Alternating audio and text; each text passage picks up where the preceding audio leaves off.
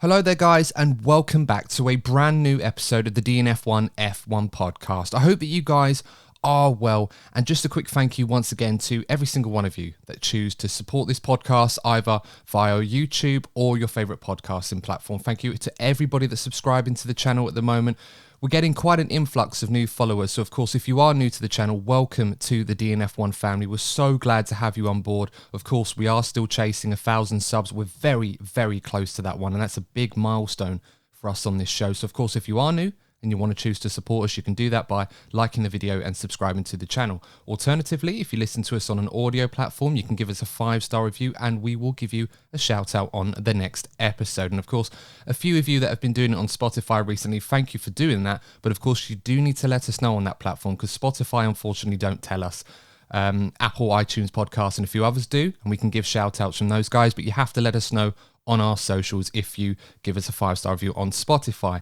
All of the plugging out of the way, and hopefully that was a lot shorter than the Red Bull reveal that we watched yesterday as we were recording this on a Saturday morning. But we're going to move swiftly along to this episode, and joining me on this one is a guest that I'm really excited about talking to, one of the marquee graphic designers in the Formula One space and motorsport space. Of course, if you're watching this on YouTube, you would have already recognized him. But joining me on this episode is a graphics designer, formerly at F1 and Red Bull, now thankfully working at Silverstone, of course, which is massively impressive, I must say. We've got Jake Paul, JP1, and yes, that is right, the real Jake Paul, not the other one, because I'm sure he's not interested in Formula One. But Jake, first of all, thanks for coming on the show, and how are you doing, mate? No, thanks for having me, and I'm doing good. I'm doing good. What an intro. I certainly try my best. As I said, I'm pretty sure the other Jake Paul doesn't watch these anyway, so I think we'll Yeah, go. yeah. I hope for my sake it doesn't, because then otherwise I'm gonna have to just register my name as something different completely. A legal name change. Well, make sure you get a good price for it, whatever Oh whatever you yeah, got to do for definitely. that. I'm sure he's probably worth it. Yeah. But I mean, do you get tired of that comparison? I imagine a few people probably see the JP1, which understandably is much cooler when your initials work like that, but just the obvious comparison there from the same name. It's kind of is what it is at this point. Yeah, I mean, I'm just not that guy really. So if I was like boxing or something, then maybe I'd be a bit more annoyed. Or if I was like some big YouTuber, but no, like it is what it is. Like I know someone who's got a similar name to someone quite famous, and we sort of talk it out here and there and have sort of therapy sessions. Well, that's one way of coping. I mean, there was always that famous John one. I don't know if you saw on social media a few years ago. There were a load of guys called John, obviously, and I think someone set up a massive Facebook group. So they had one big battle royale just to see. Wow. Yeah, you should look it up if you haven't seen it. I'm sure some people listening to this will know what I'm talking about, but it was actually quite hilarious. And I think it was won by a 5-6-year-old kid called John at the end of it. So he was the Wow. only one allowed to keep the name, and everyone else had to change their names. I think it was John, something like that. Undisputed champion. Undisputed champion, the one and only John. But yeah, if you ever bored Jake one day, just go for that. Just bring all the Jake Pauls together and have it all out. But Yeah, yeah. Sounds like a plan. yeah, I will lose. I will lose. 100% I will lose. But yeah, no, at least it's the participating that counts, isn't it? absolutely, absolutely. Well, you have to keep us posted if you try that out. But obviously, Jake, it's great to have you on the show. I've been a follower of yours for a little while now, so it's a real honor for me to have you on the show to talk about F1 and talk about your career working in the sport. Obviously, mentioned you are a graphics designer, one of my favorite graphics designers in the sport, the Oh, likes of thank you. yourself and Sean Ball as well, if you don't mind me saying. Yeah, yeah, Really, really yeah, great yeah. stuff. I mean, do you talk a lot to Sean? Uh, yeah, here and there, really. It's kind of just depends on, I don't know, it just depends on what's kind of happening in sort of the graphics world, or if, I don't know, sort of trading advice, or sort of, oh, have you seen X, Y, Z, that type of thing. But I mean, I sort of chat to quite a few sort of the designers and the creatives within this space, at teams, etc. Obviously, I had more in common with Sean when I was at a team, but that doesn't mean that there's not still a lot of crossover between us. Yeah, sort of always curious about that because obviously you hear a lot of stories of people working in Formula One, similar professions, regardless of their teams, always have better relationships, I suppose, now than they did years ago. Now that the world is a lot more open to that sort of thing than it Mm. used to be, it sort of made me curious if graphic designers in that similar trade probably do the same as well. Oh yeah, definitely. In my opinion, anyway, you can't be a good graphic designer if you're not sort of collaborating and just getting more information. You know, at the end of the day, you've got to sort of know what trends are, keep up to date with them. You know, maybe hypothetically you're a team and you see another team has done X, Y, and Z with, I don't know, you know, whether it's a social post, the branding on the side of a truck, something they've done in a motorhome, and you're kind of like, how have you guys done that? Or, you know, even if it's just, you know, I think what's quite nice about everything is that people are like very supportive. You know, a lot of people think, oh, well, Red Bull's not talking to Mercedes, Ferrari isn't talking to whoever, and, you know, et cetera, et cetera. Yeah, no, that doesn't, you know, happen. I think a lot of people are just like very grateful that they're in this industry. It's very insular, it's very cutthroat. And you're all kind of in it together. There's like a community. So a lot of the time it will just be people messaging you going, wow, just seen the thing you just did. That's amazing. And that's so cool. You know, not every industry and not every profession is as sort of communicative and sort of positive in that regard. Well, I mean, it's really interesting, and I've got plenty of questions to ask about the tricks of the trade in that regard, and obviously how the industry has grown when you sort of compare your work to other creators like yourself, and you take lessons, etc., etc. I mean, I kind of do the same thing as a podcaster, try and take lessons from other people that do some great work on their shows. And if you've seen any of my thumbnails, I think someone said to me the other day, "Oh, what do you use to make your thumbnails?" I'm like, paint. Photopea. Like, I am an absolute Hey, if it noob. works, if it works, it works. It works for now until if the show ever does get successful enough where it has to be a little bit more up budget. I might have to watch a couple of your YouTube videos and tutorials on how to use the proper graphic designer software, or just outsource it to someone significantly better than me. Nah, keep it with paint. That's your unique selling point now. Well, it's the audience I've got right now, but I absolutely love every single one of them. But Jake, I want to dial it back a bit to get to know the F1 enthusiast behind the graphic designer, if I may. Now, when we have new guests on the show, we throw an icebreaker question at them to give our fans and give our followers an opportunity to learn a bit more about your F1 interest and see what really makes them tick in that regard. So I'm going to throw it at you and see what comes back. If I was to give you any F1 car from history and you were able to drive it for a day and you're the absolute... McLaren MP44. Oh, wow. Interesting. Where are we driving it then? Because that was going to be the second part of my question. Probably Silverstone, because there was the video. I mean, some people will be aware of it. If you type in Senna Top Gear, they did a very moving tribute to him. I think when the Senna film was about to come out, they had, and this was like when Lewis was still at McLaren. And so they had Lewis driving it sort of round and obviously, you know, talking about Senna and his legacy. And yeah, no, it was such a great piece. But I mean, that car is iconic. It's a bit of a worldie as well. But yeah, it's got, I think it's got to be that color. It's got to be that car. Oh, it's beautiful, isn't it? I mean, I love the answer as well. And to be honest, Jake, I've never had anyone give me an answer that quickly. It's like you were pre-prepared, or you somehow knew what I was going to ask you. Like, yep, definitely that car. No, I just know. I mean, it's yeah. I think like I'll always have a soft spot for sort of the matte blue of like the Red Bulls, probably like the RB13 is. Yeah, I'd probably say the RB13. Oh, 12. Yeah, I mean, I like anything from 2016 as well. I think those cars actually look really cool. Really teeny tiny wing on the back. Really nice noses on all of them because they're all very low. So yeah, it's probably that. Yeah, I think that era from 2009 to even to 2016, when we had the turbo hybrid cars, it did take some time for those designs to grow on us from a fan's perspective. Definitely. But I do agree. When we got to around 2014 to 2016, they become a lot more refined. They weren't as crazy, or, you know, we didn't have so many bits sticking out of them from an aero perspective. And there was an elegance to it that I think a lot of people like yourself could appreciate. Yeah, definitely. I mean, I always think of the 2016 Mercedes. That one, to me, is probably my favorite one that they've had. And yeah, I mean, obviously, like the silver on it, and as you said, such a sleek shape to it, where it wasn't so much like, you know, if you go back to like 2009, 10, 11, 12, where they're kind of like a dart.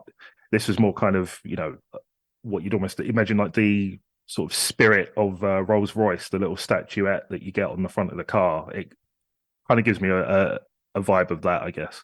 Yeah, I was trying to credit my wheel knowledge here to see if I'm still up to speed with this. I'm thinking like W7, just sort of counting back from, because we've got W14 coming, isn't it? And then 7 years back.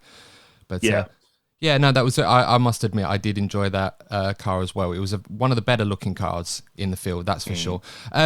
Jake, of course, I mean, fantastic answer, I must say. As I said, never had one as quick as yours, so I definitely aspire and appreciate that.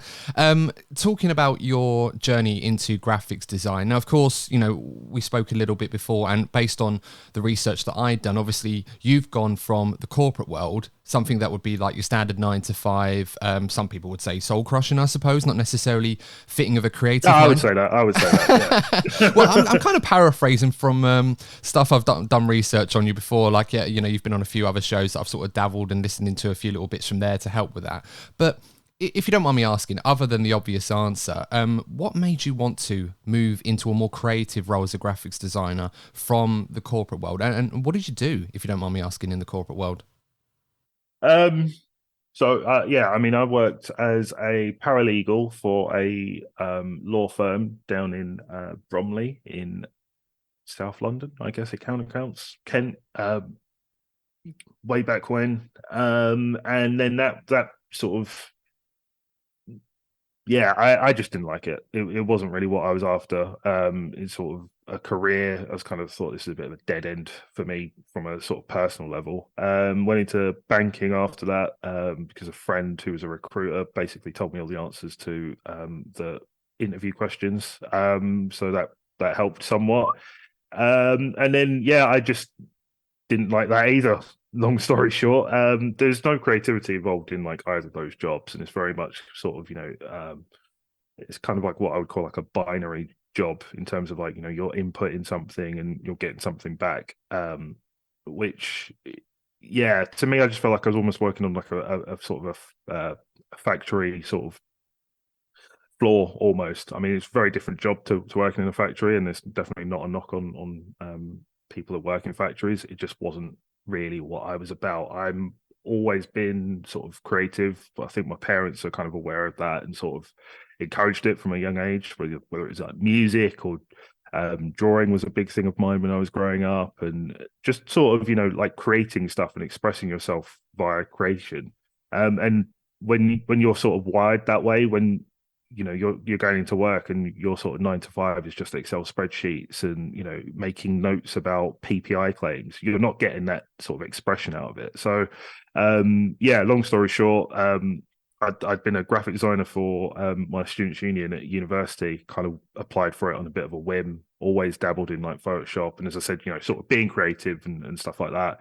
They gave me the job, don't know why, and just fell in love with it. But by that point, I was halfway through a law degree. So I was kind of like, well, I can't really just abandon this for graphics. It was like, it's going to look a bit weird. So yeah, it kind of ended up that I was at the bank, reached my point of sort of no return where I was like, you know what, I'm really done with this now. This is just, I'm going to end up like, my stress levels are through the roof. My, enjoyment of life is at an all-time low. And sort of just quit my job, told everyone I was going to become a graphic designer. Everyone sort of raised an eyebrow. And then spent 2 months applying for jobs without a portfolio because I didn't know what a portfolio was or why I needed one. And got the opportunity to work for an independent shoe company where I took my single piece of paper because I knew what a portfolio was by this point, 2 months later. Yeah, I was a bit worried in case you turn. I mean, it could be more embarrassing. You just turn up a portfolio full of stocks and shares and bonds and stuff like that. That would have been funny. I mean, they did think I was. Yeah. They thought I was a salesman because I showed up at the shoe place and it was quite trendy. It was in Shoreditch in London and very trendy. There's people wearing bright, loud colors, and I've come in wearing like a full suit, like full three-piece waistcoat on, everything else, and they sort of raised an eyebrow when I come in and said I wanted to be a graphic designer. I've done that too, by the way. I not to interrupt, but I went into a pretty green store in I think is it Carnaby Street in West End, and literally just turned up in a suit. And anyone that knows Pretty Green, sorry. They, part owned by Liam Gallagher. So everybody is literally dressed in as you would expect a company that Liam Gallagher employs to dress. Yeah. And there's me turning up in a suit and it's like the most awkward thing. And needless to say, I didn't get the job, fortunately, because I would have stood out so badly. But yeah, I can relate to that. But then I think it's better to be overdressed than underdressed. Oh, like, definitely, yeah. You can play off a suit a lot easier. Yeah. And if anything, if there's any sort of the younger listeners listening, it's better that you've shown up wearing the suit or formal attire because it looks like you're taking it super seriously. Which is how I played that interview off. It's just like, yeah, no, I'm so and I was like, I'd been applying for 2 months up to that point. I'd had no sort of responses back. If I did get any responses back, it was thanks but no thanks. Um, I sort of I'd made this portfolio, and I'll use that term very loosely. It was a single side of A4, which I probably still have somewhere, and teeny tiny pictures on it, and sort of tried to waffle my way through it. And he just sort of put it to one side and just went, "You got a law degree?" It's like, "Yeah." He's like, "And you want to be a graphic designer?" I was like, "Yeah, like so badly." And he was like, "You want to work here?" And I was like, "Yeah, like this is a great opportunity, blah blah blah blah blah." And he was like, "Look, I'll give you a week's trial." And that was kind of like the genesis of my sort of graphic career. And it was a trial by fire in terms of they didn't have a graphic designer for a while. There was no one there to sort of like, this is how you do X, Y, Z. This is how you conduct yourself. So it was kind of just trying to understand very quickly there is a massive difference between a hobbyist and a professional. But yeah, it was just kind of one of those sort of, I would say, lucky coincidences or sort of lucky circumstances. But it was a lot of no's before that one yes. Yeah, no, I can certainly relate to that. But obviously, moving into Formula One, I mean, how did that come about? When you were doing that role for the agency, did an F1 opportunity come up, or was there any other particular sporting interest that you were more keen on? I mean, I learned. Uh, this is going to sound quite negative, but I learned to like love Formula One while I was at the agency because I had no prior touch points with it. I grew up thinking that it was like the Michael Schumacher Invitational. I didn't really understand like what was interesting about cars going around in a circle. And it just there was no sort of touch point for me that I found interesting. One of my mates in my friend group watched it and would just bore us to tears with it. So it was just like I didn't have like a positive sort of thing from it.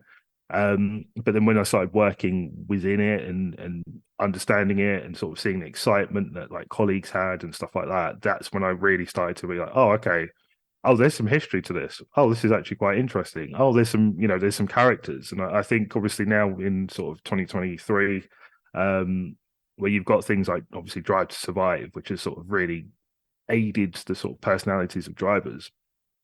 Back when I'd started watching it, it was very hard to kind of have those touch points. I knew of Lewis Hamilton, and I obviously like heard about him being in England and the excitement when he won his first championship, but I didn't really have those. I didn't have something to kind of be like, oh, Alonso's favorite color is whatever.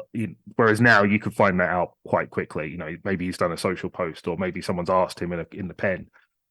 So I'm a bit of a I love researching stuff. So F1, it turned out, was great because there's so many things that you can research, whether it's who won in 1986 or what was what racetracks have been in the sport that aren't there anymore. And I find that stuff like personally quite fascinating. Yeah, I can just imagine a guest that we had on, Sean Kelly, probably hearing that and literally shouting at the screen, telling me who it is from here. So, Yeah. Sean, if you are listening, hi. Well, I'd love to have you back on the show at some point. But comment in the answer if you want on YouTube. And but yeah, no, I mean that sounds great. I know from what I did a bit of research. Obviously, as you said, Formula One wasn't really a big sport for you. Was there any other particular sport you were looking to try and get into as a graphics designer before F1 came about for you? No, because I didn't think sport was really on the sort of on the cards for me.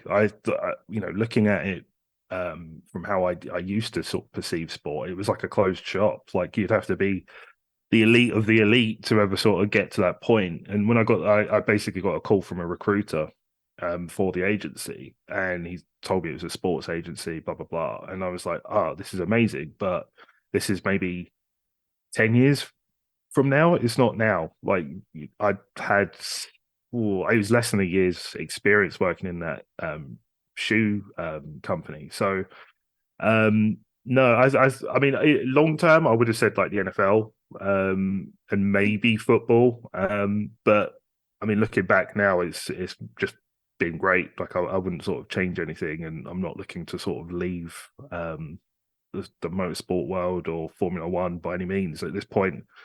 I've got so many perspectives of the sport, the industry, and sort of the wider circles of that it would make no sense for me to kind of bin it all and go, yeah, no, it's gonna, I don't know, go to darts or something. Yeah, it would be quite interesting to do some graphics design for darts, but I suppose, yeah, I mean, Yeah. I'm not the graphics designer, so I'll let you run the creative juices on that one, see what you come back with. But I mean, did F1 approach you for that role, or was it something that you had to apply for? Because to this day, I can imagine it must be a dream for a lot of people working in F1, especially at the office headquarters. That is not necessarily so secret, but obviously they don't want everybody just turning up if they knew exactly where it was. Mm. No, I applied for it. I saw a job listing and it was literally like I'd written my own sort of job description in terms of like what the experience they wanted and sort of the background and abilities, etc., etc.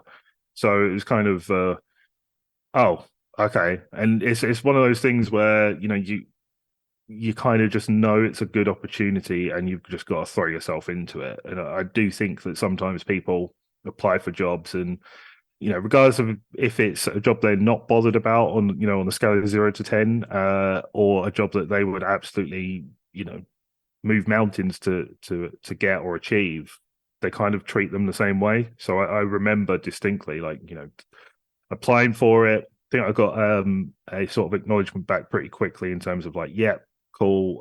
We'd like to sort of set you a design task before you sort of come in. And I pretty much just put 3 days aside for doing the design task and really just sort of going back to the job description and just, line by line, word by word almost, just trying to like, how can I show that I can do, point one, point two, point three, and just show that I'm the right person for the job. And I think also what really helped me anyway was that I went into that interview and straight up told them that, yeah, I'm not like a historic F1 fan. You're not going to get me sort of waxing lyrical about that time in 2006 and, oh, do you remember that race and that time when, because I haven't experienced it firsthand. It'd be kind of a lie from my part, and also emotionally I wasn't invested in it. So I think that also helped, because at the end of the day, if I think a lot of people were applying for that job and they were sort of just espousing how passionate they were about Formula One and just, oh, I've watched it for my whole life and this is all I think about and I eat, sleep, breathe. And I think that there's nothing wrong with that at all. But it's kind of just not being too keen, I think, is probably the key point from that. It's just, like, okay, just dial that back a bit, show that a little bit later. But in the meantime, just show that you're good enough for the job. So where I kind of came in and sort of, didn't talk about F1 in that way and said, well, if I'm honest, I do watch a lot of sort of football and American football. I watch a lot of American sports. That different perspective is, I think, what really helped me out, rather than, as I said, being super passionate and maybe a bit over the top with, my F1 will knowledge. Yeah, no, that's probably a good point. And I think if I was to put my professional hat on, that sounds great, because obviously as an employer, it's nice to have someone that has a real interest in the organisation and obviously the sport as a whole. But at the same time, you don't want any preferences. And obviously people are going to have biases if they like Formula One. It's sport. We all have our favourites here, there, or in other places. You don't want that to cloud any sort of potential work that they're going to be doing or affect their performance. Like, for example, if a Lewis Hamilton fan was asked to design a graphic on Max Verstappen to celebrate his second world championship, they might sit there and go, oh, I don't know, I might not do as good a job because it's Max. Don't really care too much for it. And then, of course, if they asked to do the same thing for Lewis, they're going to put 110% in for him. And obviously that's going to show in their work. And I imagine as a graphic designer like yourself, the difference between putting in 110% and 60% shows itself on the end product, I imagine. Oh yeah, definitely. I mean, annoyingly though, what I find is the ones that I put like my heart and soul into, people are just like, yeah, it's good, it's good. And then I'll do one that like I had, no time to do. I got briefed in really late, and in my opinion, it's like a 4 out of 10. And people are like, oh my god, this is game check. This is your Mona Lisa. I'm like, oh, great, thanks. But Yeah. I take it. I take it all. I appreciate people caring that much to sort of even comment or sort of loop me into the post or whatever. No, fair enough. I mean, it's great stuff, if you don't mind me saying, honestly. Really enjoy No, the thank work that you. you put out as a fan. But working in F1, working in their offices, I mean, what was the vibe like there? Was it very much as you would expect a normal office environment, just related to F1 rather than any other organization? Or was it very much a group of people that are really invested in the sport, just working in their dream job? Um, oh, I mean, there's probably I room don't for it to know. be both. It's Yeah. elements. There's Yeah. elements. I think a lot of my team, it turned out, weren't historic F1 fans either. I remember a couple of sort of directors. If you started out like talking, oh, did you watch the race of the weekend? They'll be like, oh no, I was watching cricket. I'm more of a bat and ball. I'm more of a bat and ball person. And you'd be like, oh, okay, fine. Like I would watch it at that point as a fan, but also just as a sort of what's kind of happening within something that our entire week would kind of revolve around and does revolve around sort of the race weekend. So you want to sort of get that payoff, like what does happen, what happens in the race, etc., etc. So no, I think there's a mix. I think there's people in there who that's their maybe that's their pinnacle. They've really worked hard to get to that point. But then there's also a lot of people who their passion is about making the sport, the powerhouse that I think we all deserve. We all think it deserves to be. So it's a mix. But the office was pretty cool. You'd have like Pirelli tires on the wall and it's like carbon fiber, stairway railings and Rolex sort of timepiece, sort of clocks on the wall, and you go in and you're in the F1 office. Put it that way. You see walk past like a Fernando Alonso race suit, and you're like, yeah. Like it's not a boring office. Let's put it that way. Yeah, I mean, it sounds like my perfect office environment, but that for an accountant, it'd probably be a bit nicer to look at something other than spreadsheets all day and stuff like that. Yeah, So, yeah. yeah, Been there, done that. teach me your way, Sensei. Yeah. I mean, yeah, I think you're going to know where my next question is going. Did you have any encounters, or did you get to rub shoulders with any F1 personnel in particular, people we see on the day to day in the F1 world? uh, Idris Elba came in one time. Wow. That was kind of cool. Lawrence Stroll walked past. That was quite cool. Does he have that aura Like about kind of, him? oh yeah, he's good. You definitely know that like he's kind of come up. Or there's someone kind of there. I Mm. don't know. You You feel just that kind of know someone presence. important. Yeah. Someone important is kind of here. So Mm. your back straightens and you're like, oh okay, right, what's going on?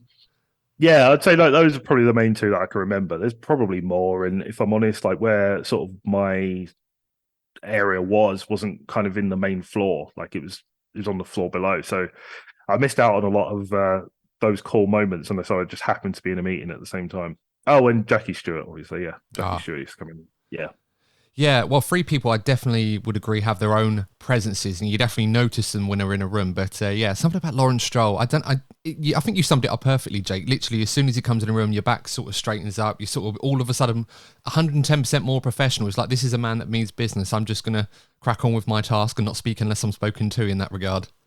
yeah. I think so. I think so. I think. I mean, people obviously have their opinion on him for varying reasons, but I think from my side, like fair enough. Like if you've made your millions and everything else, like that's not by mistake. It's not a coincidence. And I think at the end of the day, I respect the hell out of him investing so much money into F1. I drive past the Aston Martin factory now in the morning, and you're sort of like, this is not some small little shed in the middle of a field. This is quite impressive. So yeah, I mean, nothing but respect from me. No, absolutely, and I couldn't agree with you more on that one. Although I'm a little bit jealous that you drive past the Aston Martin factory every day on your way to work. But no, fair play, mate. But yeah, no, and again, yeah, I think with the current climate of F1, looking at prospective new teams and owners coming into the sport and who is the right person, I think if we had more Lawrence Strolls coming into this Yes, sport, hundred the sport percent. would be a much richer place for it. So fair play to him, and you've got to respect what he's done and what he hopes to do. And I'm absolutely convinced he's going to do it at some point. I think he knows exactly what he wants, and I'll be very surprised if he doesn't deliver on that. Yeah, definitely. I mean, you think of the amount of business people that have come through Formula One throughout the years and promised X, Y, and Z, and not even done 10% of whatever it is that they've said, or in some cases it turns out they're not even who they say they are. Um, yeah, for him to have sort of really invested, and it kind of gives me, for a football analogy, Manchester City vibes in terms of coming into somewhere that historically isn't sort of known as being a powerhouse, and historically isn't known as having a lot of capital to play with, and coming through and from a complete shift in the organization, completely turns it around and changes the fortunes of it. So yeah, pretty cool. So moving on to Red Bull, whenabouts did you join them? Because I remember you saying it was around 2021. Was it mid-season or was it the start? I think it was just after Baku. So, yeah, I saw Max's car when I went to the interview, and walked around the factory, got a factory tour. Um, so yeah, it would have been probably like May, June, something like that. Like no, it'd be earlier than that actually, wouldn't it? Yeah, I was Baku's trying to before think. Monaco.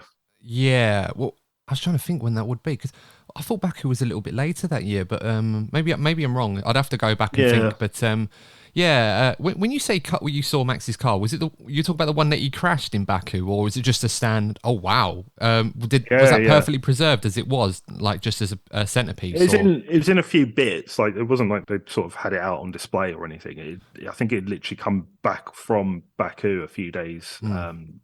obviously prior, and yeah, it was just like the carbon, the fragments and bits like that, and it was just kind of weird and sort of, oh yeah, I can actually like put my hand on it and touch it, and there's not going to be a security guard coming to sort of slap my hand away and say, don't touch this or whatever. So that was like the first sort of moment, I think, going from Formula One, where you don't have a team investment for professionally, and you don't really have a touch point. It wasn't like I was going to races to, I don't know, do graphics or something. There's no business case for me to go to a race while I was at F1. I go to Red Bull and suddenly, oh, this is the sport. This is the car. This is the driver. There's the principal. Stuff like that is, as someone who had been in the industry and been watching it for by that point, what, 3 4 years, it was kind of a whoa moment, definitely. Well, it would have been, especially touching that particular car as well. But that's a 25 grand fine now. So Yeah, exactly. yeah, I Although think. I didn't touch the DRS flap, so Oh, maybe you're all right then. I'll get away with it. Yeah. Yeah, I think it's fair to say that car was a little bit beyond its peak at that point. But I mean, what a time to come into the team. Of course, 2021 was such a big year for Red Bull on and off the track, if you like. And I mean, what was the interview process like? Because you mentioned before for F1 that they set you a graphic designer task that you had to do in the interview. I'm assuming Red Bull probably set you something similar. Yeah. What was it? I can't remember now. It was kind of a, you've got three options basically, or four options. They're kind of different in different respects. And yeah, I mean, whenever you get sort of given an interview task and you've got options in it, do all of them. Is the long and very unfun version of it, I guess. Yeah, I ended up doing all of the tasks in it and sort of creating a presentation. And then I think a big key of your job as a graphic designer, like you're a communicator at the end of the day. Here's an idea, put it into a visual representation, so that people can, be communicated to. Um, so presenting your ideas and being able to justify them as well. Not to say that, I bear in mind that I've come from a legal background, right? So a lot of the interviews that I've done historically have been, you know, Dragon's Den, The Apprentice level of trying to trip you up, being quite sort of ruthless, very quick answers because, like, it's like a chess game, really. So personally, I find graphic interviews comically funny, because they're not like that at all, and it is just it's like this. This could be like a job interview, that our conversation now, where you do go off on tangents, you do just start talking about this trend or that thing, but you have to be able to justify your sort of ideas, back them up, and it's it goes a long way. I think, being able to conversate and also admit that actually, yeah, if I had a bit more time, that would have been, I would have done it X, Y, Z as well. So that process was pretty chill, I would say. Like the guys there are very knowledgeable and quite relaxed as well. Comparatively, not necessarily even to the sort of the legal background that I've come from, but comparatively to the industry and graphics teams and graphic design, the graphic design industry as well. I mean, what is that process like for you? Because I can imagine, I mean, from job interviews that I've done and have been set accounting task, normally it'll be just looking at some spreadsheets or looking at a management pack and say, okay, extract certain variances or they give you some data and then you have to apply that in your forecast to make sure that it matches up with the info that's been given to you, and you're sat in a room on your own, you're not being watched or anything like that. But I imagine as a graphics designer, as you're doing your work, at some point someone's probably going to be coming along and seeing what you're doing, and there's the opportunity there for someone to go, oh, that actually looks pretty cool, or even the opposite, really, if it's not very good. I mean, did you have anything like that in particular? What, during the interview task or just generally? Well, both really, I suppose. I mean, interview task, you'll do it in your own time and wherever you are, basically, which is probably less pressure than you with the accounting spreadsheets, definitely, because I can sort of sit and really research what I'm going to do. But I mean, in terms of that, it would be hypothetically, let's say I've gone to a job interview with Alpine, and Alpine set a design task. The design task could be something like, we're going to do a what's there's the F1 Academy, and I might be, I don't have inside information, but if I'm right, it's just a coincidence. But Alpine are going to enter a team into the F1 Academy. They're going to have a team in there. So create we want you to create all the branding for that team. We want to see a logo. We want to see how that's executed on multiple different things. And it'll be as loose as that generally. Just kind of create a logo for the F1 Academy. It's Alpine as well.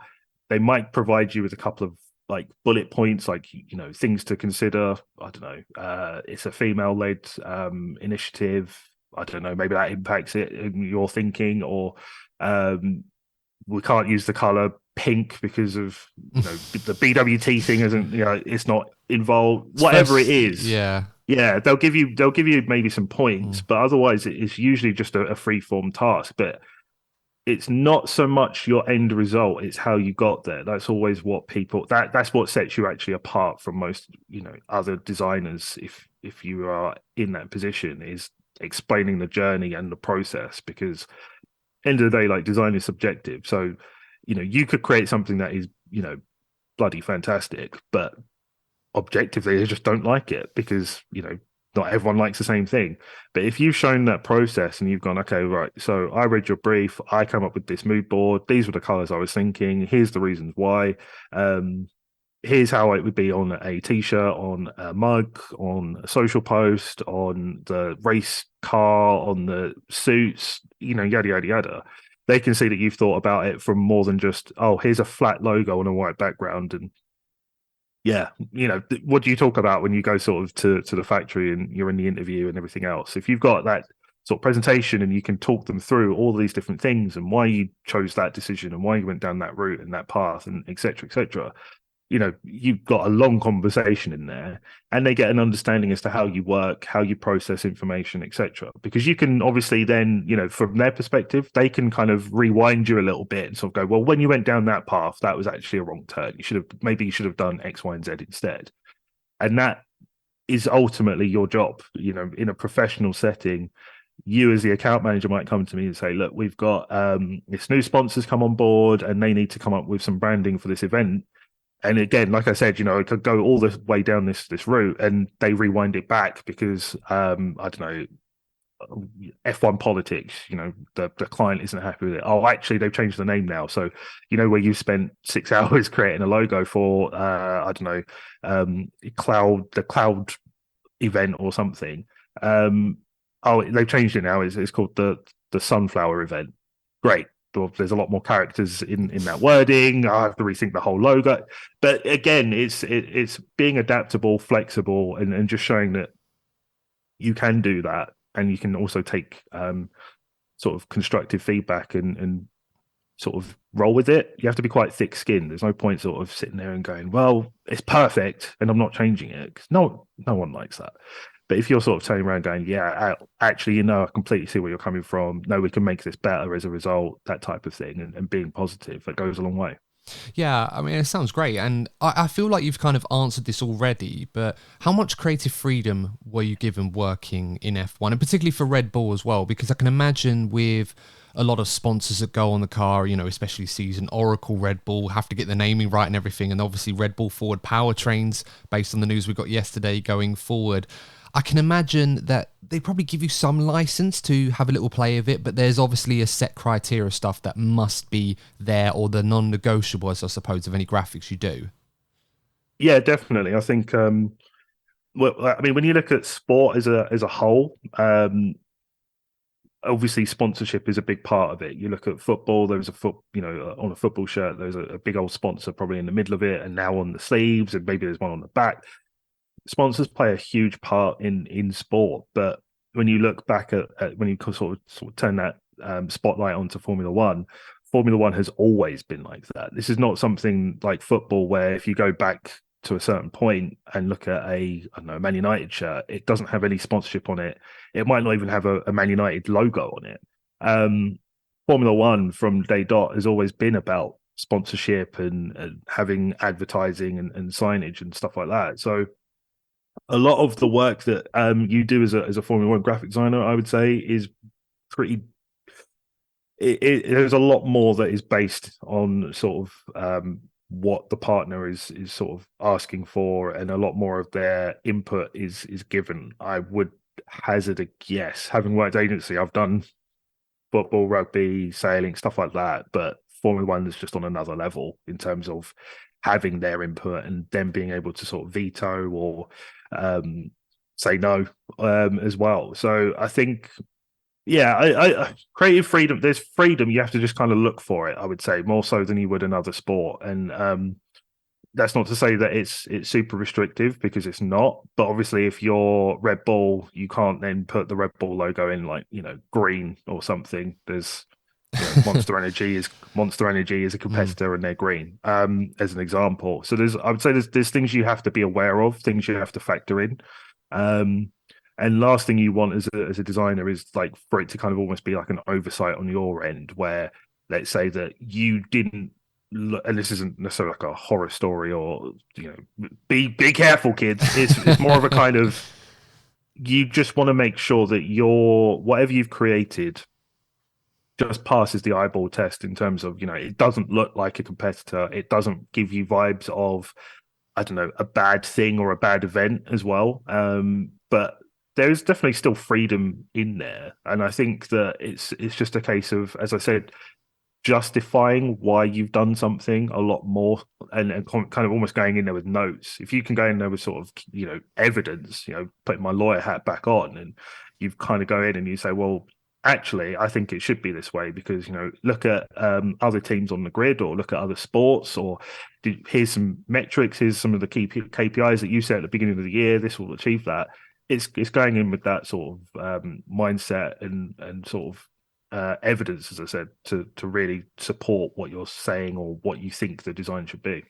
No, I mean, that sounds great. And, I'm kind of glad that you sort of answered my next question as well, which was, do you get to argue your case on some of these designs? If, you have the eyeball test and it goes for the veto and they're not exactly on board straight away, you can argue saying, well, no, this is what I've done. This is why I've done this.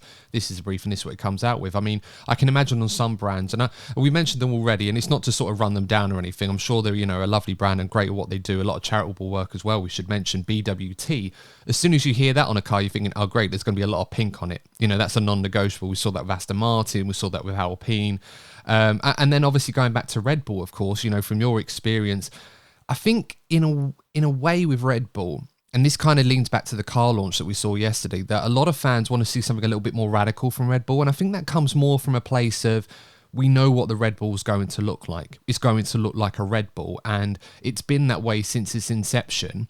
And it's something that we've been used to, but yet you almost have to forgive them in that sense, because if, it was a brand new team and we hadn't been aware of the Red Bull concept on a Formula One car ever, if it turned up today as a fresh new design, everyone would go, wow, that looks amazing. I love that design. It almost feels like because we've seen the same thing over and over and over again, we kind of critique a design which actually is almost flawless in some ways, but just because it's the same. We don't do that for Ferrari either, which is weird because it's always going to be red, other than those minor exceptions that we had. But I don't know. What do you make of that, really? Because I do think sometimes fans give a bit of unfair treatment to Red Bull in that regard. I think it's not necessarily coming from a place of, like I said, I've got perspectives. I would probably have that same perspective if I hadn't worked in the industry. I hadn't worked at that specific team as well. So I do get it. I do understand it. Like, air quote boring, but at the same time, you yourself use the wording like it looks like a Red Bull. That's what every team aspires to kind of get to. It looks like a Ferrari is sort of the pinnacle of that. But um, Red Bull having a air quote same car all the time is just strengthening the brand. As you said, if it looks a certain way and you know what it looks like, it's already succeeded. You shouldn't. I mean, it's just confidence, really. End of the day, and I'm not saying that teams that change the sort of their livery from yellow to, I don't know, aqua to green to red, whatever, is not confident. Not at all. That that's doing the branding in a different sort of way. But if you can turn around and people know what your car already looks like, and in their mind's eye, if I said to you a Red Bull Formula One car and you can picture it, then the battle's already won in that respect. And I think at the end of the day, going back to when you asked me, favorite car, blah blah blah, and I'm using words like iconic and Senna and blah blah. It's the same thing here. I think fast forward 30 years, people will look at. I'm not saying that they'll look at a Red Bull Formula One car in the same light as Senna's MP4, 5, 6, etc.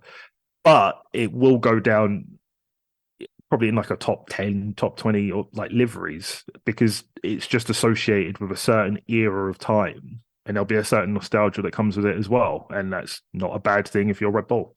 No, absolutely agree with you. And I mean, I cast my mind back to a few years ago, the Turkish Grand Prix, where Red Bull ran that homage livery to Honda and Japan, and it looked wonderful. But I guarantee if you ran that livery the whole year long, Oh, people would yeah. miss the old one.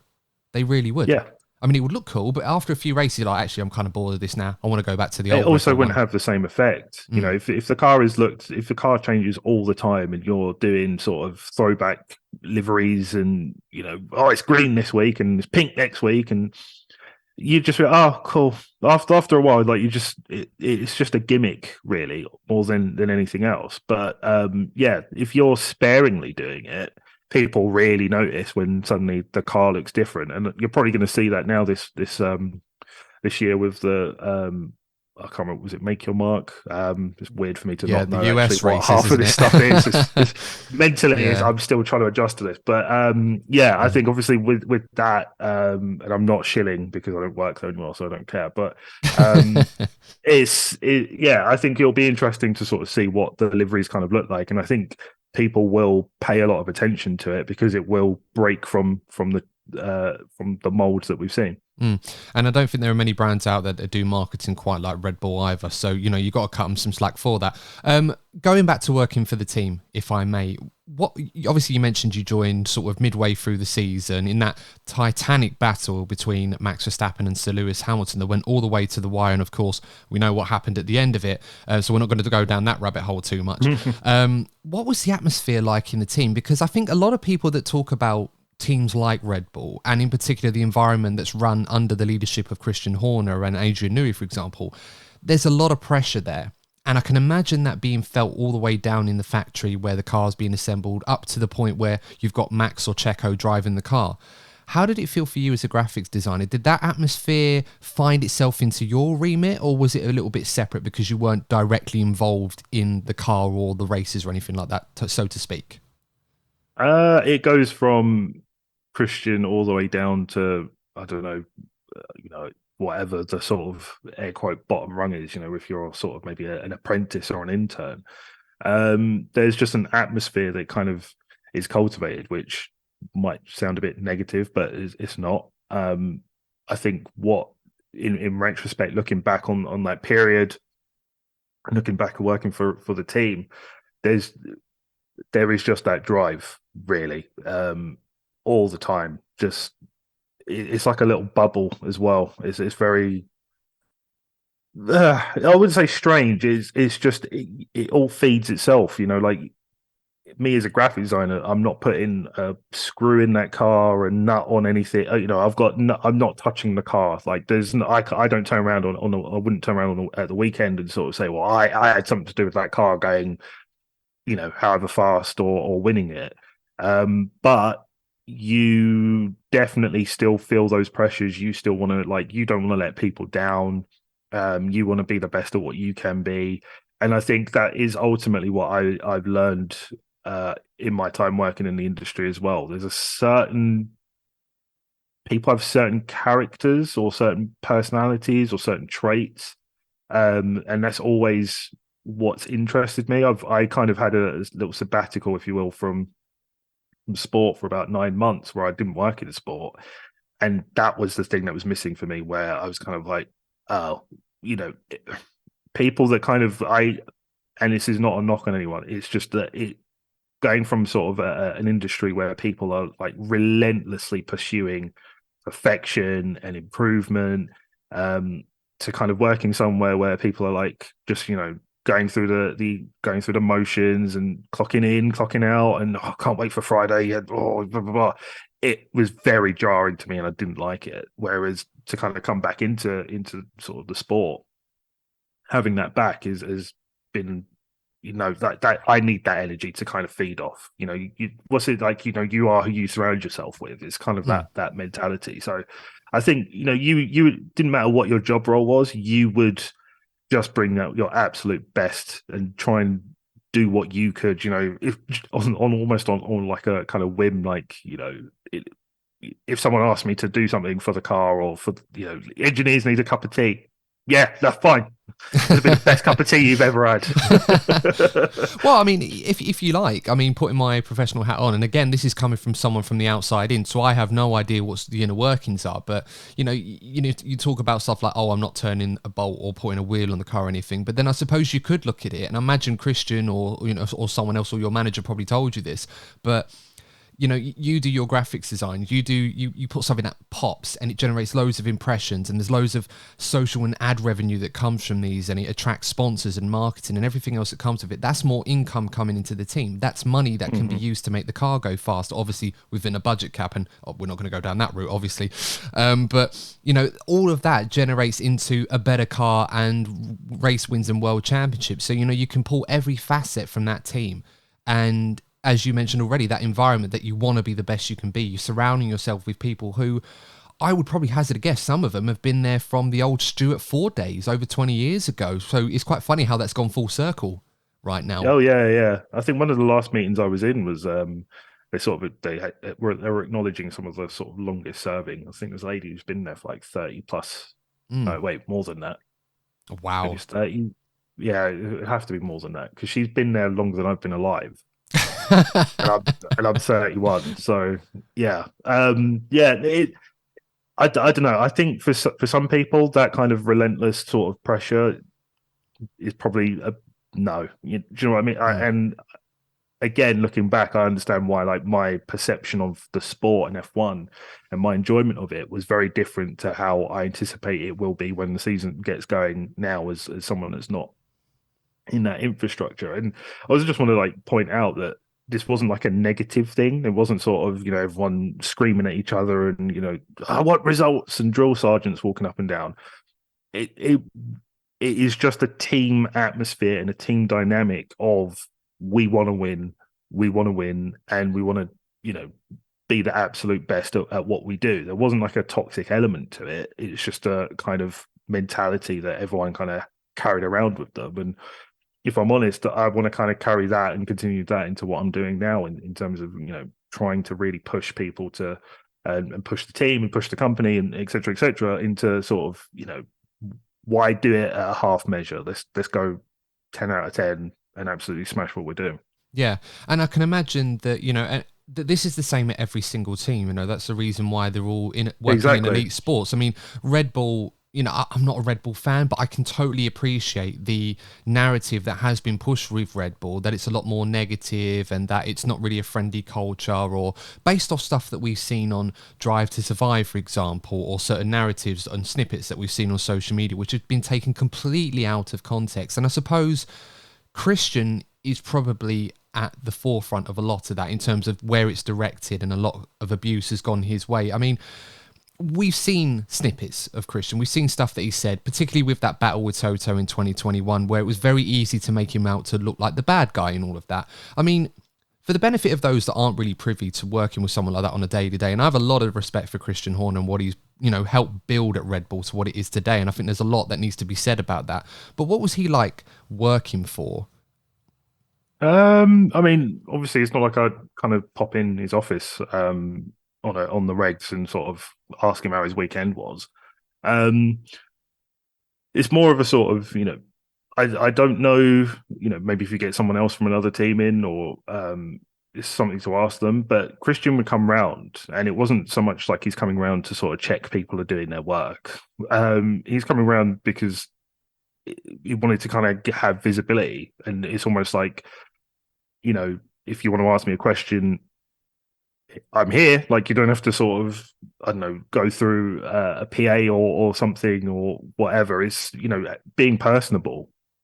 And I think Christian gets a lot of flack on TV and, the media and everything else, which, everyone's got an opinion.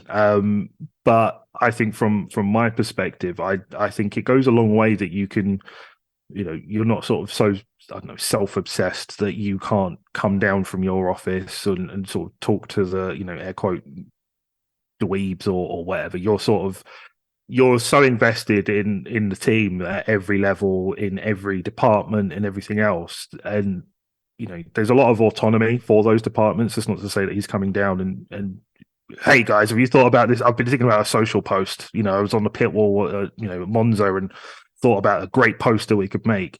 But he comes down and just shows his face, and I think that just goes a long way. You're not such a celebrity or a superstar that you can't sort of interact with people and also just like makes them feel appreciated. At the end of the day, like when we'd have like team briefings and stuff, he'd always say we're only as strong as the people that we have here.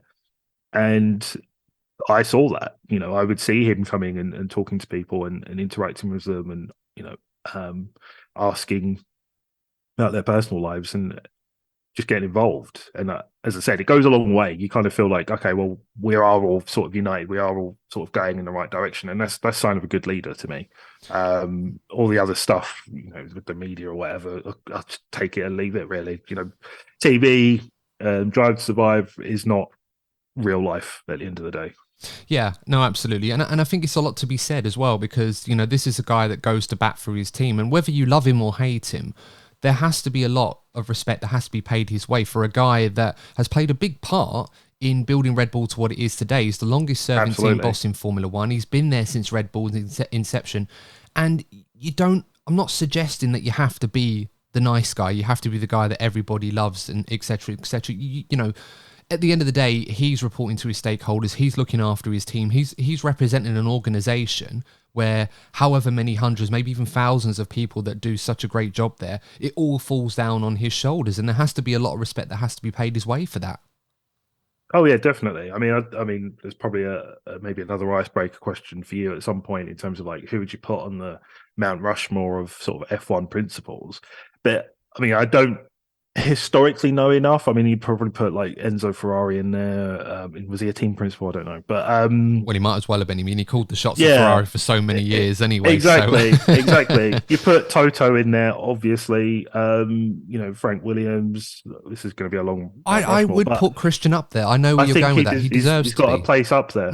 Absolutely. At the end of the day, I think what a lot of the mentality, to an extent, or at least the mindset, was with being at Red Bull was always like, we're an energy drinks company. Long and short of it, Red Bull is there to sell drinks. They're not there to. They are there to race cars, obviously, but the actual aim is to sell more of the product, which is an energy drink, sugary water, if you will. And that mindset kind of is like, well, if this energy drink company is beating the Ferraris, the Mercedes, the Alpines of the world, who are their business is making and building cars, and Red Bull's business is making energy drinks. They have no right to be there. They have no right to be like doing as well as they are. They've got no right to be sort of challenging for championships and winning championships. And then, from a powertrains perspective, again, this is an energy drink company that is going to be manufacturing car engines. It's ludicrous. If you put that in a storybook or something, you'd have to do a lot of justifying, from a script point of view as to how and why that's happened. And as I said, hats off. It's a hell of an investment that's gone into the team and continues to go into the team, and what a success story as well.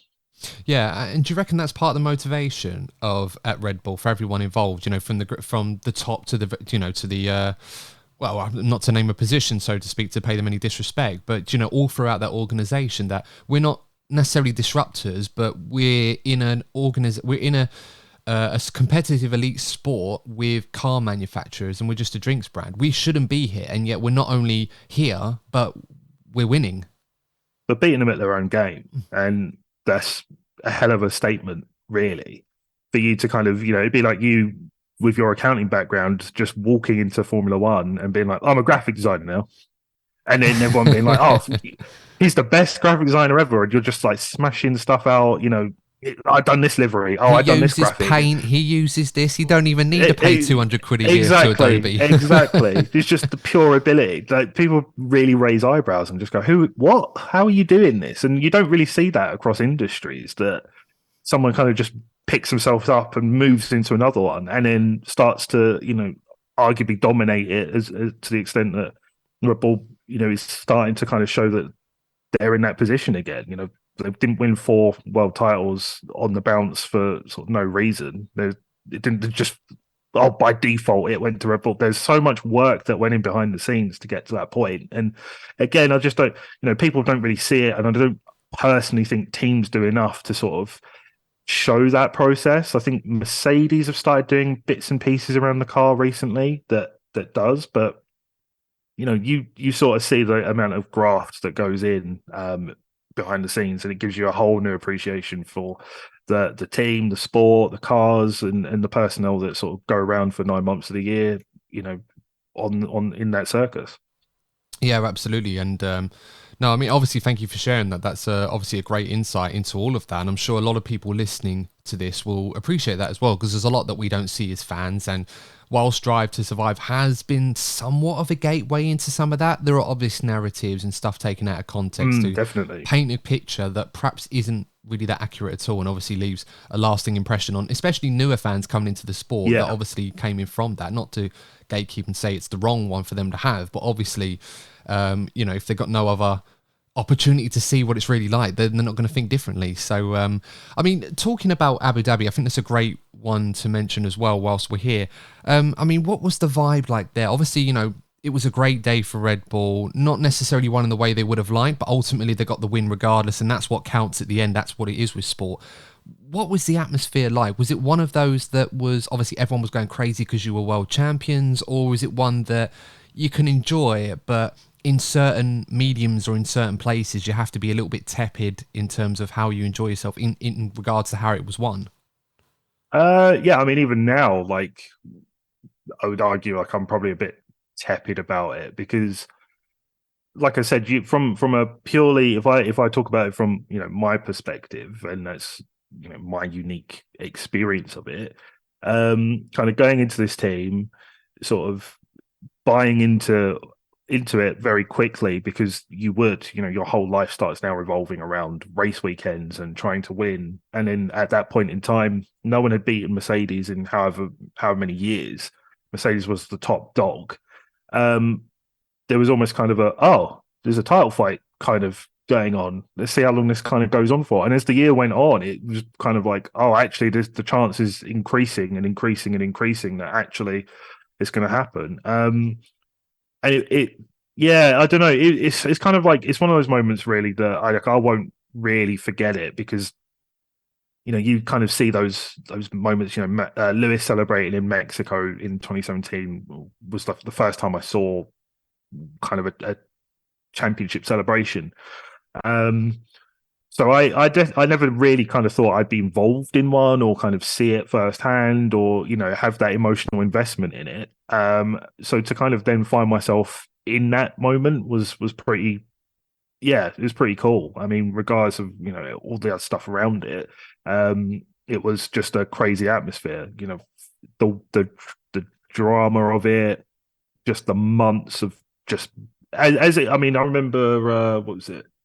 Isn't it Jeddah when Max drove in the back of Lewis off the top of my head? Was that Jeddah? No, Yeah, no. It was Jeddah. Yeah, Yeah, Jeddah, where Max was trying to let Lewis go, and they collided into each other. yeah. And I remember that listeners, one. that's just an objective view on it. That's not my personal opinion or any opinion. Because I know I say that, Exactly. Jake, because You in the have to comments are going to go disclaim it. exactly like 2 years later. Oh, Lewis drove into Max, or Max brake checked Lewis, all that stuff. Look, I'm just stating what happened rather than my opinion on the take. So, sorry, That's Jake. kind of my view on it as well. Like Yeah. it kind of at this point it is what it is. Like at the end of the day, the FIA aren't going to sort of retroactively do anything.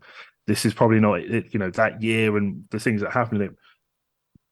I mean, it's not like there hasn't been similar things that's happened in F1 before. I Well, you think, talk about Senna. I mean, look at Prost Senna in '89 in Japan. I yeah, mean, we were too Schumacher young to and see that. And Damon Schumacher Hill. Hill, yeah. Yeah, so I'm not going to turn around and tell you like everything, wind your neck in and stop complaining or stop, whatever. It's just, if that's going to influence your enjoyment of the sport, then that's kind of like I feel sad. Do you know what I mean? Like it, just leave it alone, almost. I guess.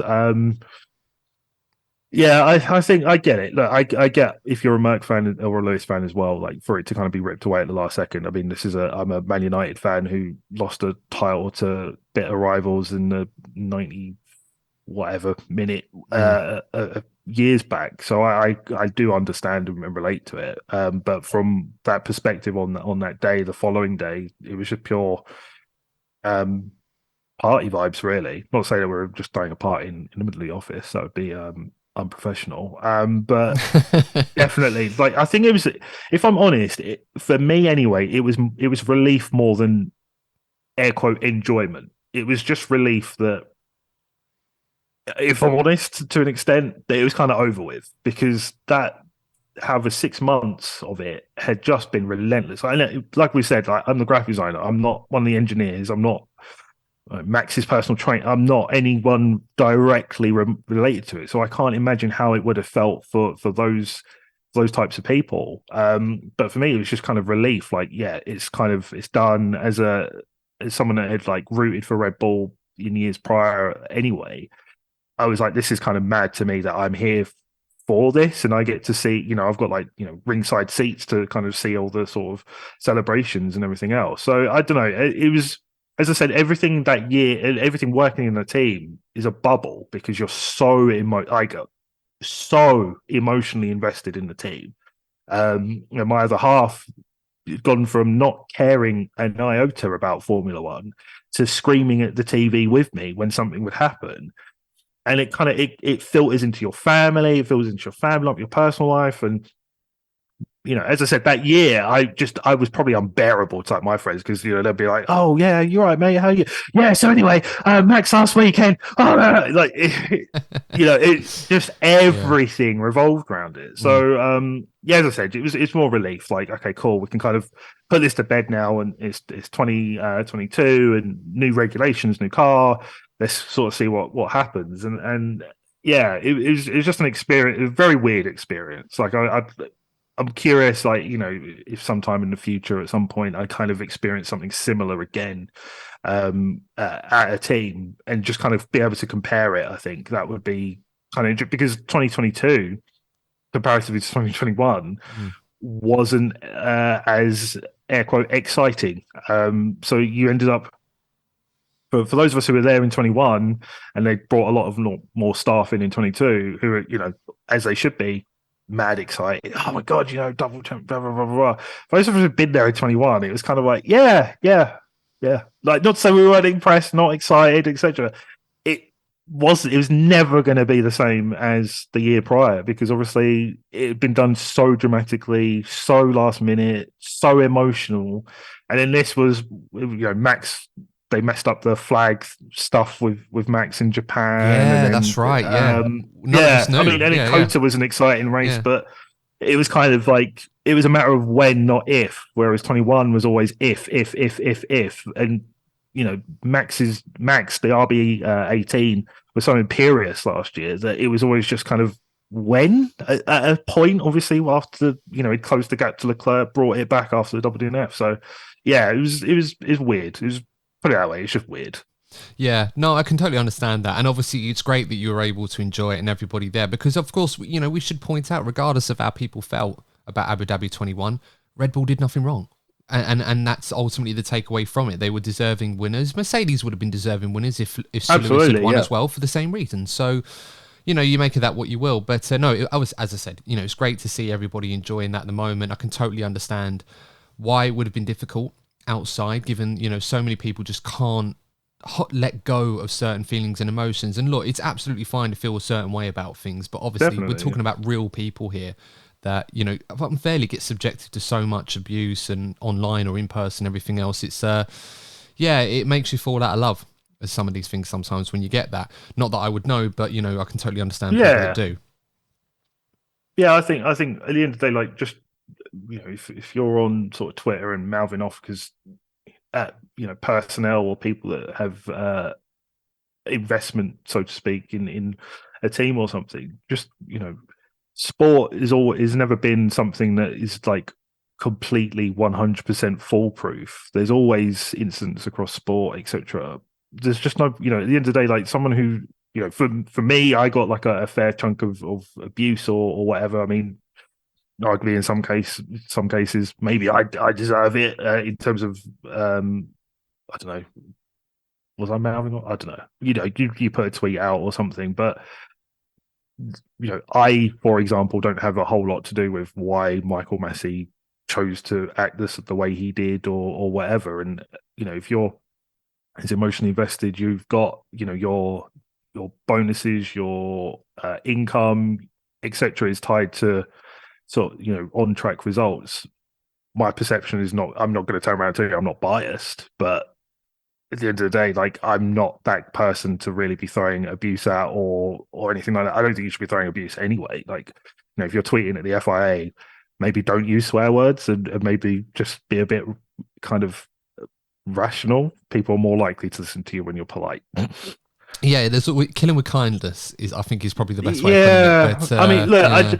I just think there's certain types of fans and people, and I'm not going to tell people they shouldn't act a certain way and they shouldn't feel a certain way. But at the end of the day, like, don't let that impact your enjoyment of the sport. Formula One is so much bigger and so much better than just these isolated incidences of controversy and stuff like that.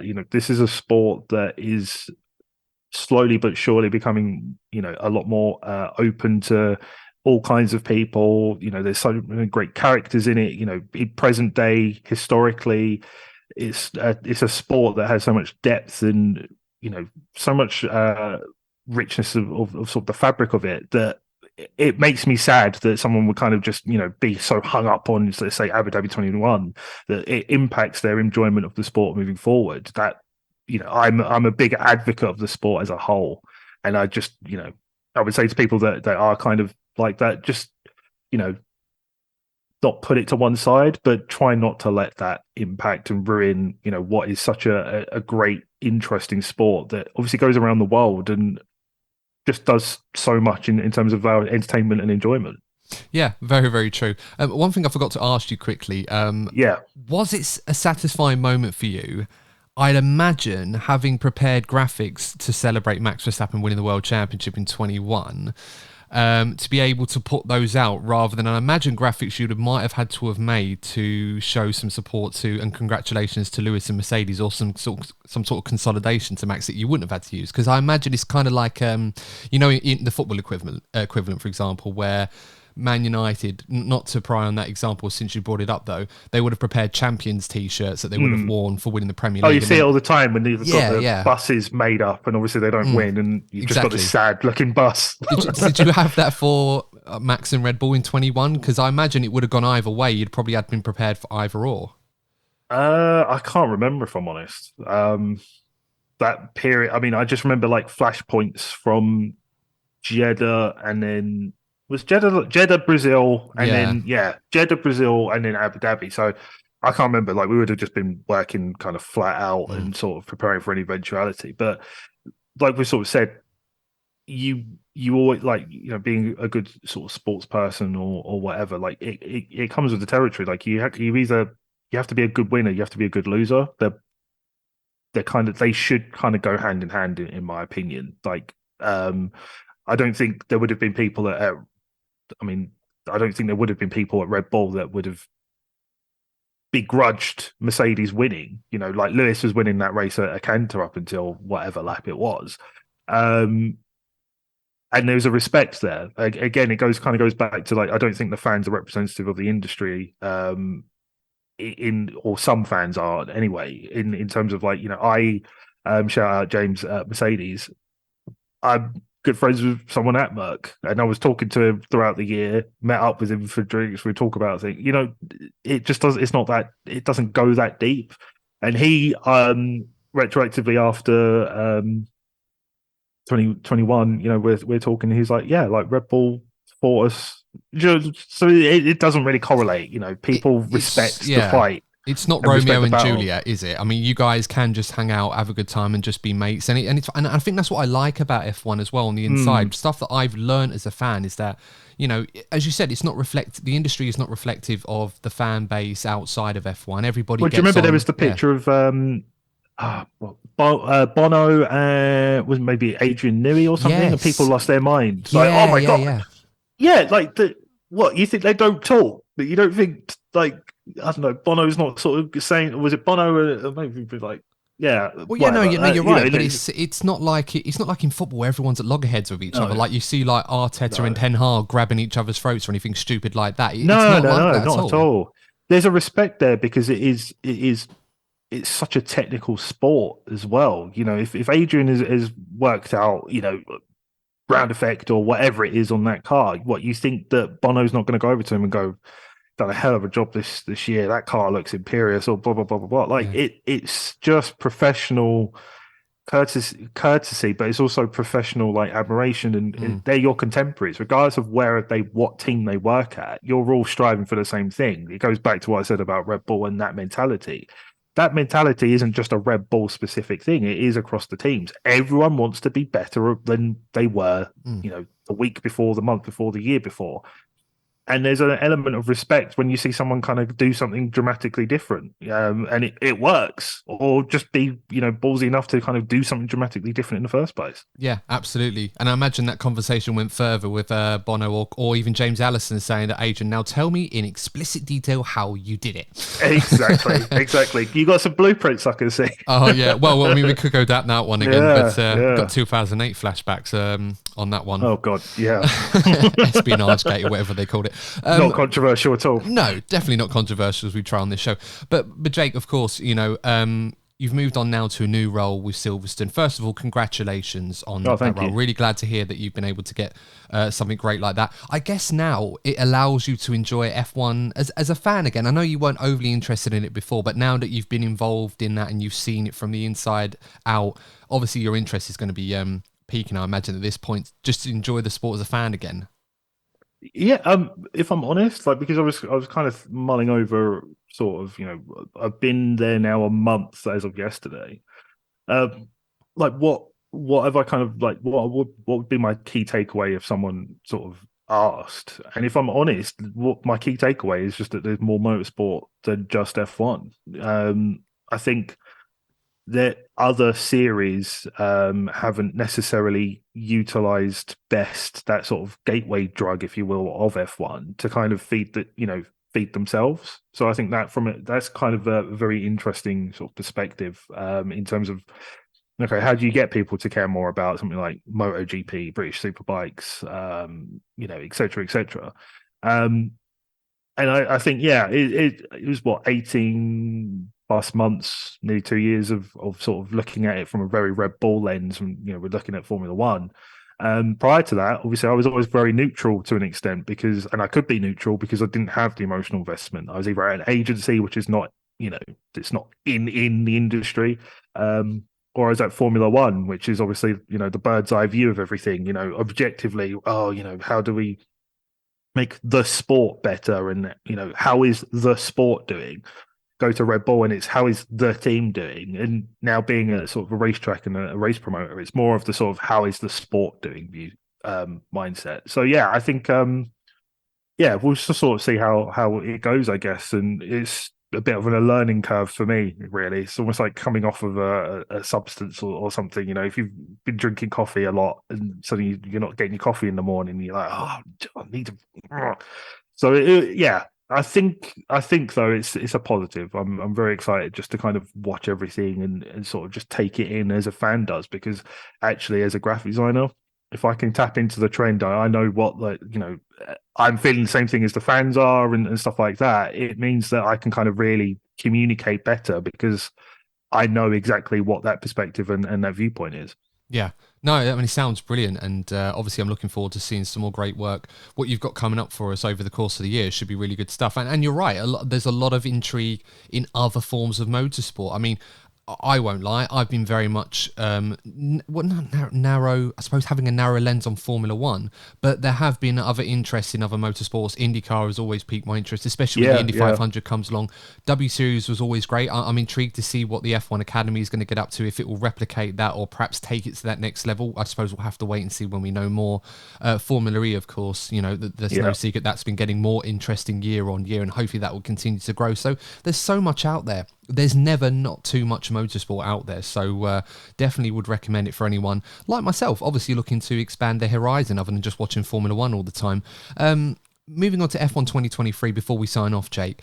This year, of course, on the back of double world championship for Max Verstappen, Red Bull, of course, completing both drivers and constructors for this year. There's been a lot of talk and perhaps more hope than expectation that we're going to get a three-way title fight between Ferrari, who, they were there or thereabouts until they capitulated in the second half of the season. Mercedes showed their hand as they got to terms with their car a little bit more, but towards the end were still just a little bit off that ultimate performance.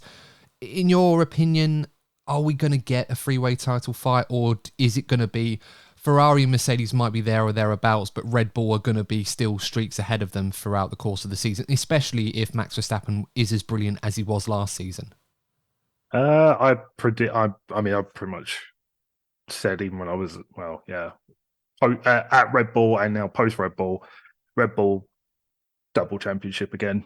Personally, I don't think Mercedes. I mean, I'd be very like I want Mercedes to come back up the sort of pecking order, so to speak, just because then it does make things interesting from a neutral perspective. But um, I think Red Bull have got the cut. This is kind of like going back to 2014, 13, when Mercedes obviously like nailed the car, nailed the concept, and just kept developing the concept, and people couldn't keep up. I'm not saying it will necessarily be that sort of barren for everyone else, but I just think there's a bigger gulf there than maybe people realize. It's not like you can just suddenly magically develop a car like that quick. You're trying to catch up. You're not pushing the boundaries, so to speak.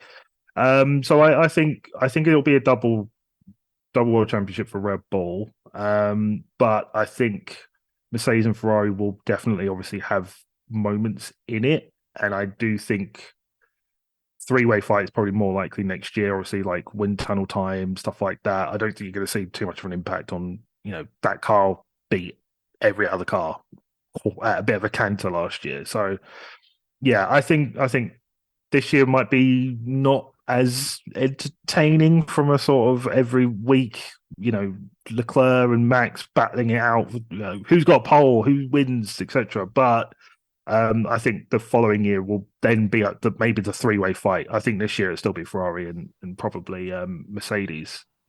Mercedes. It will be Red Bull and Ferrari, and I think Mercedes will probably then really join the fight, maybe a little bit of time into the season. But I don't know. Well, that's This the is not caveat, based on yeah. facts. This is not based on any facts. I know. This is a caveat coming from a graphics designer and an accountant. So what do we really know, as much as anyone else? Exactly. But I agree with you though, Jake. Honestly, like we did our predictions episode recently, and that's for those of you that haven't checked that out. Definitely recommend it because a lot of people have enjoyed it so far. So definitely check that out if you haven't. I predicted Max Verstappen to win this season. I don't think he's going to be as dominant as he was, but I still think he's going to be fairly dominant. Yeah. I think Red Bull are going to win the constructors again because, as I said, Max was so good. Checo did a really good job. Yeah. You know, a bit unfortunate not to get P2, but I think on the balance of things, I think he did what was expected of him and probably a little bit more as well. And whilst I, you know, as a bit of a Ferrari fan, if I'm perfectly honest, as I said, people that listen to this show know where my allegiances normally lie, but I always have felt that if you took that Ferrari and they developed it and all the rumours are true from what we've been hearing from them in terms of where their performance gain is going to be, if they're close to being on par, if not on par with Red Bull, I would say, okay, take that car, give it to Sir Lewis Hamilton and let the Mercedes team run it. You've got a challenger to Red Bull, a serious one. But that's not the case. It's going to be, the Ferrari's going to be run by Ferrari. And I'm sure Vasseur will do a great job. I've been really impressed by him so far. He'll need time to bed in. Exactly, and that's the only reason why I've kind of push the sort of Ferrari optimism, or like my perspective is just that Ferrari won't challenge necessarily as strongly as they did last year because it's going to take time. Like he's got to, you know, how does the inner work? And as we know, it's not like Ferrari is a lean, mean machine in terms of, you know, the infrastructure around it. There's clearly a lot of politics. There's clearly a lot of, so that's going to take some time to work that out. Understand, and obviously it's not like he was there for all of last year to see the development of the car, understand the car, and etc. etc. So there's going to be a bit of a bedding in process, and kind of how does he work best? How does the team work best with him? So I think they'll be in the fight definitely, but it would, you know, if they'd kept Binotto in, I'd probably argue that they would have been a bit stronger at the beginning of this season, and then, you know, maybe they tail off like they did last year. Whereas you're kind of getting the reverse of that now with obviously Vasseur, that I think they'll be slower to begin with, and then they'll pick it up as it goes along, and, you know, they understand their new team principle, and their principal understands his new team. Yeah, and I agree with that. And you can apply the same logic with Leclerc here, because I agree. I think they should have kept Binotto on for at least another year. I think they were a bit harsh. Yeah. To push him out the door, even though he did resign, but it was more jump before you were pushed in that regard. But I agree. And with Leclerc, you've got yourself a great driver there, but he's not quite the Max Verstappen level yet. And Max went to another level, you know, beyond what was 2021. I'm sure if Sir Lewis was pushing him again, you know, we'll see how that goes. We saw snippets of it last season, particularly in Brazil, how that went down. But obviously, you know, a championship wasn't at stake at that point, so you can take that for what it was worth. And then you've got Mercedes, as you rightly pointed out. I think they've got a good understanding of their car now, but I do think that they're still behind, and it will take time. They've got a great driver partnership. I think Sir Lewis is going to be brilliant this year, even though I did say on my predictions I don't think he'll win a race. So, you know, take for that for what you will. Oh, that'll be interesting. It's a very bold prediction. So, yeah, it is. I wasn't proud of it, but I think he does. He's going to win in Bahrain, and I'll look like an absolute idiot. So at this point, at a canter as well. Exactly, yeah. But you know, we'll have to see how that goes down. But as I said, I just don't think they have the car quite yet, and I think 2024 is probably making that space. It's making that time back up. Exactly, you know, you're already on the back foot from last year. You've got to, you know, now catch up to like where they were in 22 to then propel yourself into where they are now at 23. But saying that, you know, if there's a team to sort of, you know, rise to that challenge, you put all your chips or all your money on Mercedes AMG Petronas. Like, that's that team that will do something like that. They've done it historically before, consistently excellent.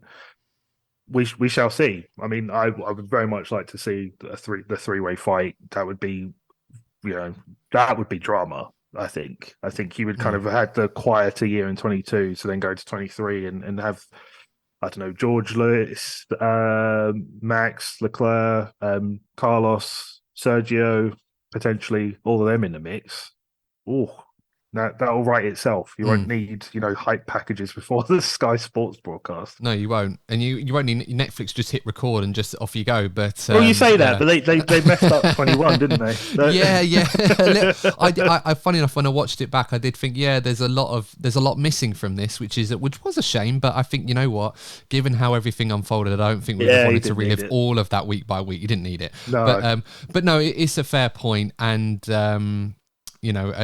I think we saw examples of that in Brazil and Abu Dhabi. Brazil was a race where everything sort of fell within Mercedes' remit, and they delivered massively on it. Either Lewis or George could have won that race, and George did a great job to win that. I think that will set him nicely. But then in Abu Dhabi, when everyone thought, oh, are Mercedes in this, they got brought right back down to earth and realised actually they're still some way off Red Bull and even Ferrari to a degree when everything's work in their favour. So it's that inconsistency that I think people are still struggling with. You had the most consistent team on the grid, and now you don't know week to week what's going to happen next. But hey, it keeps it interesting, right? Absolutely. And I certainly look forward to seeing how it unfolds. And but Jake, obviously, been really grateful for your time. Went a bit longer than I would have anticipated originally, but that was probably my fault for not being more succinct with some of these. But we're really grateful for having you on the show. Obviously, I'd love to have you back again in the season to talk more from a fan's perspective on the F1 season rather than a professional one, because it's great to get your insight. For the benefit of our listeners and viewers who would obviously love to check out your work on the socials and obviously the work you're going to be getting up to with Silverstone this year, where can they find you on social media? And of course, plug your YouTube channel as well for some great tutorials. I'm pretty sure you do, because is it still up? I can't remember. I'm sure it is, mate, because I remember I messaged you a little while ago, I think, and you were kind enough to forward me a tutorial that you sent on how to remove backgrounds more efficiently in Photoshop, which admittedly I never used because I was too lazy to, and it looked like a lot of work. I just went on remove BG. Yeah, you're the paint guy, so yeah, that would be a bit too much, wouldn't it? I'm joking. I usually take about half an hour a thumbnail, so that explains a lot as to why my thumbnails aren't as good as some of the better ones out there. But yeah, there you go. But yeah, where can our guys find you on the socials? So, I mean, on the socials, I'm usually JP1_design. YouTube, turns out I'm JP1 Design without an underscore in between both of those words. So, I mean, you can pretty much just Google JP1 Design and I've probably come up in some way because I've just done it to myself for the first time in quite a long time. I was like, oh, cool. Yeah, that's the YouTube channel. There's the Instagram and there's the Twitter. So, yeah. JP1 Design on everything, and yeah, drop me a follow if you fancy seeing some graphics I've made. Yeah, brilliant stuff, and I definitely recommend it, guys. But we'll leave all of the links in the show notes for you lot to check out in your own time. But as I said, Jake, thanks for coming on the show. Really appreciate having on. And guys, that's all we got time for. Pleasure. As I said, give Jake a follow, check out his stuff, and yeah, we'll see what happens throughout the season. And but that's all we got time for, guys. As I said, if you enjoyed this episode, make sure to like and subscribe to the channel. Give us a 5-star review on your favorite audio platform. If you're following us, we'll give you a shout out on the next show. But if you're on Spotify, let us know that you've done it. Otherwise, we won't be able to see it. But guys, until then, we'll have to call it for now. But take care, please stay safe, and we'll see you in the next episode of the DNF1 F1 podcast. And remember, as always, if you're not first, you're probably DNF1.